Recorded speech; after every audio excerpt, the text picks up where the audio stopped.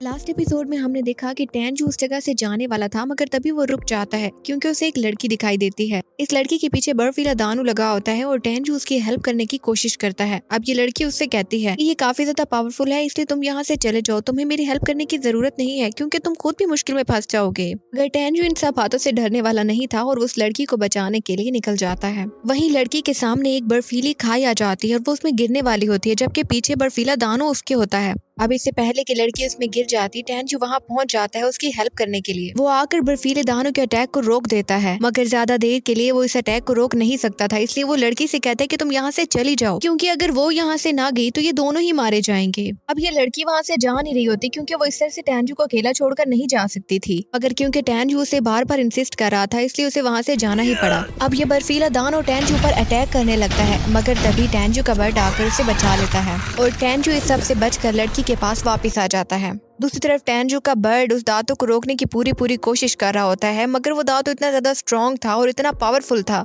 कि वो अपने एक ही अटैक से उसे दूर फेंक देता है। ये देखकर टेंजू दोबारा से अपने बर्ड के पास जाता है, जो कि बहुत ज्यादा जख्मी हो गया था उसके अटैक की वजह से। अब टेंजू अपने बर्ड से कहता है कि तुम परेशान मत हो, तुम्हें कुछ भी नहीं होगा, मैं तुम्हें पहले से कहीं ज्यादा स्ट्रॉन्ग बना दूंगा। इसी सब में वो बर्फीला दानव दोबारा से इन पर अटैक करने वाला होता है, मगर टेंजू इन दोनों को, अपने बर्ड को, उस लड़की को लेकर वहाँ से चला जाता है। जब टेंजू ने लेकर जा रहा होता है तो वो लड़की टेंजू से कहती है कि तुम इस बर्फीला दानव का सामना नहीं कर सकते, ये काफी ज्यादा पावरफुल है, इसलिए बेहतर है कि तुम मुझे यहाँ छोड़कर चले जाओ। मगर टेंजू कहता है कि मैंने तुम्हें बचाने का डिसाइड कर लिया है और अब कोई भी मेरा ये फैसला बदल नहीं सकता। दूसरी तरफ वो बर्फीला दानव तो टेंजू के पीछे ही पड़ गया था और काफी देर इसका पीछा करता रहता है और फिर थक हार कर वो वहाँ से वापस जाने लगता है।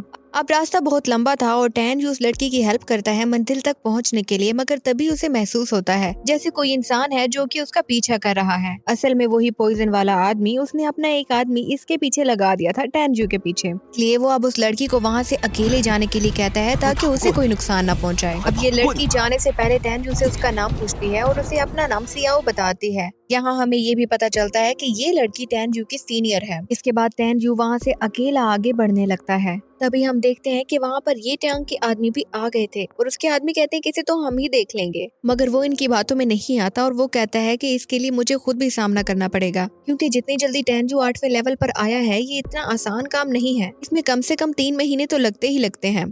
तभी ये टैन उन लोगों को भी देखता है जैसे कि उस पॉइजन वाले आदमी ने भेजा था, इसलिए वो अपने लोगों के साथ वेट करने लगता है। और दूसरी तरफ उस पॉइजन वाले के आदमी टेंजू को चारों तरफ से घेर लेते हैं। उनके मेन बंदे का कद काफी ज्यादा छोटा था और टेंजू उसका मजाक बनाने लगता है। इस पर वो छोटा हाइट वाला आदमी टेंजू से कहता है कि तुम सरेंडर कर लो तो तभी तुम्हारे लिए अच्छा है, मगर टेंजू हमेशा की तरह सरेंडर करने से इनकार कर देता है। इस पर ये छोटी हाइट वाला आदमी टेंजू से कहता है कि तुम तो मेरे सामने एक चींटी के जैसे हो और तुम्हें मारना मेरे लिए कोई मुश्किल काम नहीं है। इसके बाद वो अपने आदमियों से कहता है कि इस पर अटैक कर दो, मगर टेंजू तब एक ही झटके में इन सभी को जख्मी कर देता है। वो अपनी गॉड स्टेप टेक्निक का यूज करता है उनसे लड़ने के लिए। ये देखकर ये छोटा हाइट वाला बंदा बहुत परेशान हो जाता है और वहाँ से भागने की कोशिश करने लगता है। इसे भागता देखकर टेंजू भी उसके पीछे लग जाता है और उसे पकड़ लेता है। अब ये आदमी अपने पॉइजन लगे चाकू से टेंजू पर अटैक करने लगता है, मगर टेंजू उससे बच जाता है। इस पर ये छोटी हाइट वाला आदमी टेंजू से कहता है कि तुम मुझे जाने दो, वरना मेरे पीछे जो आदमी सबसे ज्यादा स्ट्रॉन्ग है, यानी कि वो उस पॉइजन वाले आदमी की बात कर रहा था, वो तुम्हें नहीं छोड़ेगा। ये सुनकर टेंजू को और भी ज्यादा गुस्सा आ जाता है और वो उसे उठा के नीचे पटकने लगता है। इसके बाद टेंजू उसी के चाकू से उसे मारने लगता है, तो वो काफी ज्यादा डर जाता है कि अब तो मैं मर ही जाऊंगा और वो टेंजू से अपनी जान की भीख मांगने लगता है कि मुझे छोड़ दो, मैं आइंदा तुम्हारे साथ ऐसा कुछ भी नहीं करूंगा, क्योंकि वो अच्छे से जानता था कि इस चाकू के अंदर ऐसा जहर है कि अगर उसे चाकू ये लग गया तो उसकी दर्दनाक मौत हो जाएगी फौरन की फौरन। अगर टेंजू अब इसकी बातों में नहीं आता और उसे चाकू से मार देता है। वहाँ इसके आदमी जो कि ये सब कुछ देख रहे थे वो भी डर कर वहाँ से भाग जाते हैं कि अब तो हमारे साथ भी कुछ ऐसा ही होने वाला है।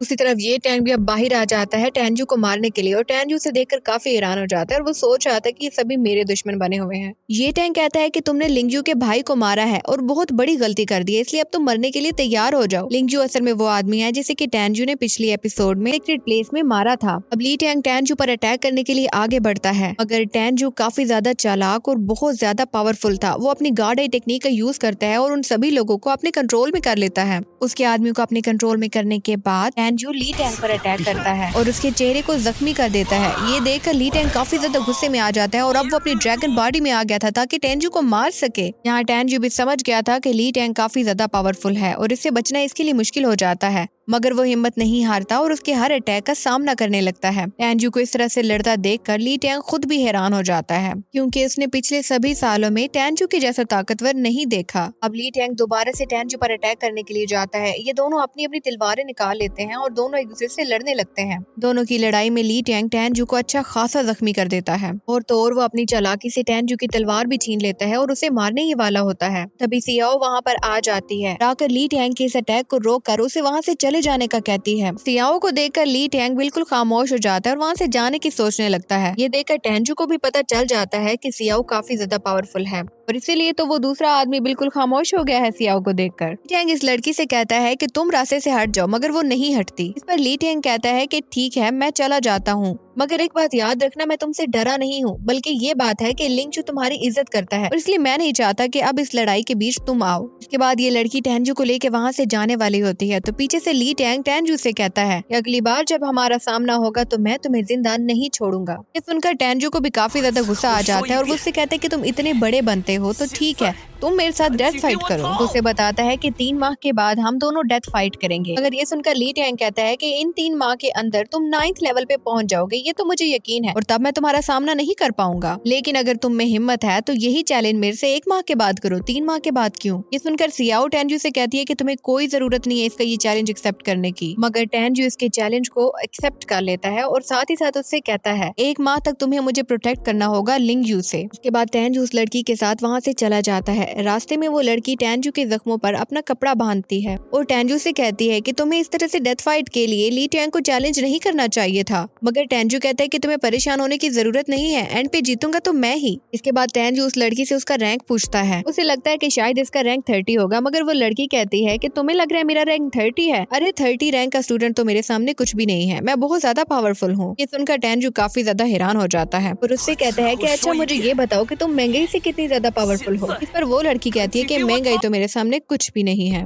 कि इस तरह के रिएक्शन से टेंजू को काफी अजीब फील हो रहा था। उसे लग रहा था कि शायद इन दोनों में कोई न कोई मसला जरूर है, ये दोनों एक दूसरे से लड़ती हैं। इसके बाद ये लड़की टेंजू से कहती है कि मैं तुम्हें अपने भाई से मिलवाना चाहती हूँ, मगर टेंजू कोई न कोई बहाना करके वहाँ से निकल जाता है, जिससे वो लड़की काफी हैरान हो जाती है। यहाँ टेंजू जब वापस आता है तो महंगाई उसके गले लग जाती है, क्योंकि वो बहुत ज्यादा परेशान थी। अभी महंगाई की सिस्टर भी वहाँ पे आ जाती है और वो आकर टेंजू से पूछती है कि तुम्हारे हाथ में ये कपड़ा कैसा है। तो टेंजू से सारी बात बता देता है कि वो सियान से मिला था। तो वो काफी ज्यादा हैरान हो जाती है और इसे एक अजीब बात करती है। वो कहती है कि मेरी बहन को तुम्हारी इतनी टेंशन है, वो कब से परेशान थी कि तुम कहाँ हो, तुम वहाँ एक क्रिमिनल के साथ थे। इस पर टेंजू उन दोनों को सारी की सारी स्टोरी बताती है कि किस तरह से बर्फीला दानों ने उस लड़की पर अटैक कर दिया था और मैंने तो बस उसे बचाया है, मुझे उससे कोई मतलब तो नहीं है। इस पर मंगेई की बहन टेंजू से कहती है कि जो भी हो तुम्हें उस लड़की से दूर ही रहना चाहिए। अब मंगेई की सिस्टर टेंजू से ये भी कहती है कि तुम्हें नहीं पता, कुछ दिन पहले मंगेई में और उस लड़की में कंपटीशन हुआ था और उस लड़की ने ड्रैगन लिस्ट में मंगेई को चीट किया था। ये बातें चल ही रही थी तो तभी मंगेई इन सब से कहती है कि अब हमें रेस्ट करना चाहिए, क्योंकि कल एल्डर ने कुछ अनाउंसमेंट करनी है। और इसी के साथ ये एपिसोड एंड हो जाती है। जैसे कि लास्ट एपिसोड में हमने देखा कि ली टैंग टेंजू को मारने वाला होता है, मगर सियाओ आकर उसे बचा लेती है। अब यही ली टैंग लिंगजू के पास जाकर उसे सारी बात बताता है कि किस तरह से वो टेंजू को मारने गया था मगर मार नहीं पाया। और वो ये भी बताता है कि टेंजू का लेवल तो कम है, मगर उसकी पावर दिन ब दिन पहले से ज्यादा बढ़ती जा रही है। वो ये भी बताता है कि सियाओ ने आके टेंजू को बचा लिया था, और ये भी बताता है कि सियाओ और टेंजू में अच्छी खासी फ्रेंडशिप हो गई है।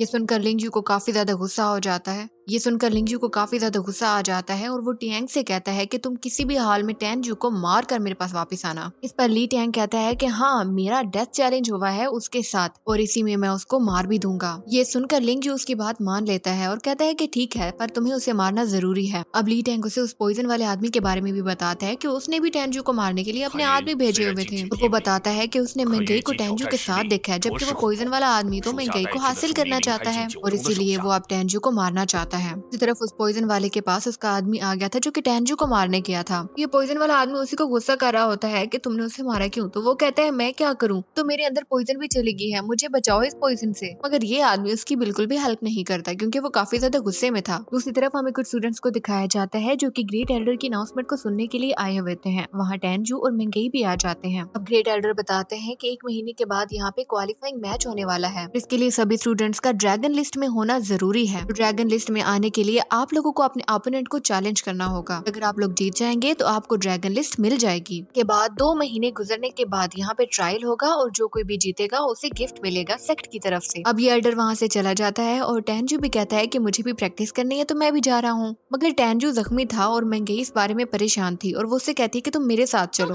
मैं तुम्हारा ट्रीटमेंट करूंगी। फिर टेंजू उससे कहता है कि मैं तुम्हारे लिए परेशानी नहीं बनना चाहता, इसलिए तुम अपना काम करो, मैं ठीक हो जाऊंगा। और मेंगई कहती है कि मुझे किसी भी बात से कोई टेंशन नहीं पड़ती और न ही मुझे इस बात का डर है कि जिसने मुझे पॉइजन दी थी वो दोबारा से मेरे साथ कुछ करेगा। अब तभी वहाँ पर वही पॉइजन वाला आदमी आ जाता है जिसका नाम मिरोन किन है और वो आकर मेंगई से कहता है कि तुम्हें किसी भी हाल में टेंजू के साथ नहीं जाना होगा वरना मैं तुम्हें मार दूंगा। मेंगई कहती है कि मैं तुमसे डरती नहीं हूँ और ना ही मैं तुम्हें देखना चाहती हूँ, तुम यहाँ से चले जाओ। इस पर मिरोन किन को गुस्सा आ जाता है, वो टेंजू पर अटैक करने वाला होता है, लेकिन तभी मेंगई सामने आ जाती है और वो उसे धमकी देती है कि तुम यहाँ से चले जाओ वरना मैं तुम्हें मार दूंगी। और वो कहता है कि एक न एक दिन मैं तुम्हें हासिल करके ही रहूंगा। इसके बाद टेंजू मेंगई को वहाँ से लेकर चला जाता है। मिरोन हुन ये सब कुछ देख रहा था और काफी ज्यादा गुस्से में था। अब तभी वहाँ पर लिंगजू भी आ जाता है। फिर मिरोन हुन लिंगजू से कहता है कि तुम मेरे बारे में चिंता मत करो, मुझे पता है कि सियाओ ने ही टेंजू को वहाँ से बचाया था, इसलिए तुम अपनी टेंशन लो। फिर लिंगजू कहता है कि चलो मिलकर एक बेट लगाते हैं, 1 महीने के अंदर जिसने भी टेंजू को मार दिया वो जीत जाएगा। सुनकर मिरोन कुन उसके चैलेंज को एक्सेप्ट कर लेता है और कहता है कि मैं ही टेंजू को मारूंगा। वहाँ हमें टेंजू और मेंगई को दिखाया जाता है जहाँ टेंजू मेंगई से कहता है कि क्या तुम मुझे पसंद तो नहीं करती। तो वो कहती है कि तुम अपनी कल्टीवेशन पे ध्यान दो और अपने उससे तो वो कहती है कि तुम अपने कल्टीवेशन पे ध्यान दो और इस बारे में मत सोचो, अब हम अच्छे दोस्त हैं।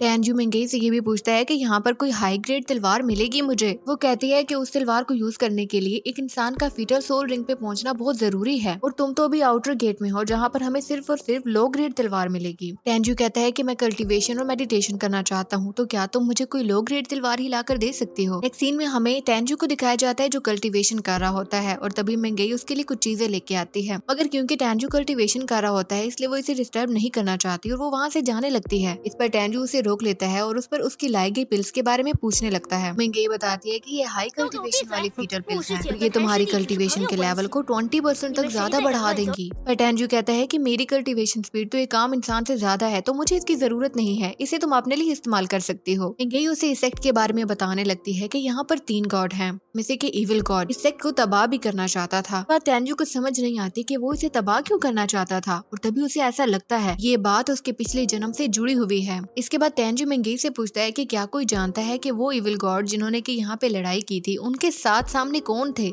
इविल गॉड से किसने लड़ाई की थी। तो वो बताती है कि सुप्रीम गॉड ने इविल गॉड से लड़ाई की थी, मगर अब शायद कोई भी जिंदा नहीं है जिन्होंने कि सुप्रीम गॉड को देखा था। और मेंगई उसे बताती है कि लास्ट बैटल के बाद भी अंडरवर्ल्ड से कुछ पावरफुल गॉड ने इस तरह दोबारा अटैक किया था, तभी आसमान से कुछ पावरफुल लोग भी आए थे जिन्होंने के लोगों को बचाने के लिए खुद को सेक्रीफाइस कर दिया था।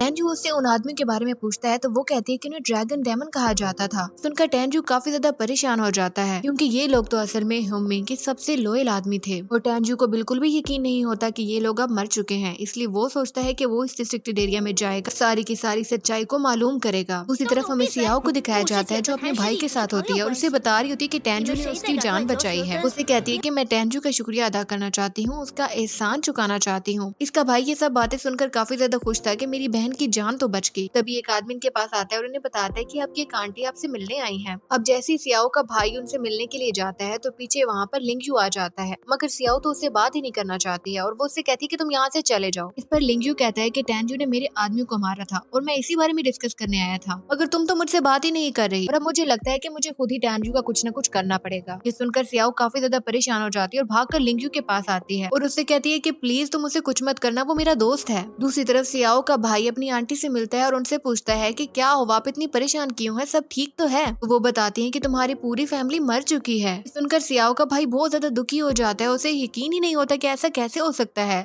उसे अपनी फैमिली से मिले हुए भी 10 साल हो चुके थे और वो सोच लेता है कि वो अब अपनी फैमिली की मौत का बदला जरूर लेगा। फिर वो अपनी आंटी से पूछता है कि किसने मारा मेरी फैमिली को। वो उसकी आंटी टेंजू का नाम बता देती है और तभी उसे याद आ जाता है कि मेरी बहन भी यार मुझे टेंजू के बारे में ये बता रही थी कि उसकी जान तो टेंजू ने ही बचाई थी। तो ये सब कुछ एक प्लान प्लान लग रहा था और वो सोच रहा था कि अब टेंजू को वो जिंदा नहीं छोड़ेगा। अब वो रात को अपने चेहरे पे मास्क लगाकर टेंजू को मारने के लिए निकल जाता है। दूसरी तरफ वो पॉइजन वाला आदमी भी अपने सभी लोगों को टेंजू को मारने के लिए भेज चुका होता है। उसके भेजे हुए काफी सारे लोग मेंगेई के रूम के बाहर टेंजू को मारने का वेट करने लगते हैं। उसके बाद मेंगेई के पास एक लड़की आती है और उसे बताती है कि तुम्हारी बहन खतरे में है। मेंगेई उसे बचाने के लिए वहाँ से चली जाती है और जैसे ही वो वहाँ से जाती है तो ये सब लोग टेंजू को मारने के लिए अंदर आ जाते हैं। अब टेंजू इनसे बचने के लिए वहाँ से भाग जाता है और वो जानता था कि ये लोग जो उसे मारना चाहते हैं ये फीटल रिंग के हाई लेवल पर हैं, इसलिए उसे कोई और ही तरकीब सोचनी होगी इनसे बचने के लिए। उसके बाद टेंजू टेंपल की सीक्रेट प्लेस पे जाता है और सभी सीक्रेट रिंग को एक्टिवेट करके किसी एक के अंदर चला जाता है। हाँ खड़ा सीन है, टेंजू की स्पीड की वजह से ये बात नहीं जान पाता कि वो किस सीक्रेट रिंग में गया है। तो बाकी लोग भी पीछे आ जाते हैं और उससे पूछते हैं कि टेंजू कहाँ है और किस सीक्रेट रिंग में गया है। पर वो काफी ज्यादा कंफ्यूज था आदमी, इसलिए वो इन्हें कुछ भी नहीं बताता। पर ये लोग अपने आदमियों से कहते हैं कि हम सभी सीक्रेट रिंग में जाएंगे और उसे ढूंढेंगे। ये सीनियर बताता है कि टेंजू अक्सर स्नो वैली में जाया करता था, इसलिए मुझे तो लगता है कि वो वहीं पे गया होगा। ये लोग वहाँ चले जाते हैं और दूसरी तरफ हमें मेंगेई को दिखाया जाता है जो अपनी बहन को बचाने के लिए डेथ रोमा में गई थी। वहाँ उसे पता चलता है कि उसकी बहन को भी धोखे से वहाँ भेजा गया था और मेंगेई समझ गई थी कि टेंजू की जान खतरे में है, के लिए वो अपनी बहन को लेकर टेंजू को बचाने के लिए फौरन से निकल जाती है। अब मेंगेई अपने घर वापस आती है जहाँ पर सियोन का भाई टेंजू को मारने के लिए आया होता है। उसने अपने फेस पे मास्क पहना होता है मगर मेंगेई उसे फिर भी पहचान लेती है और उससे पूछती है कि टेंजू किधर है, तुमने उसके साथ क्या किया। पर सियोन का भाई उसे कहता है कि मैंने उसे मार दिया है और अब वो जिंदा नहीं है, वो गुस्से में था इसलिए ऐसा कह रहा था। पर मेंगेई को काफी ज्यादा गुस्सा आ जाता है और यहीं पे ये एपिसोड एंड हो जाती है।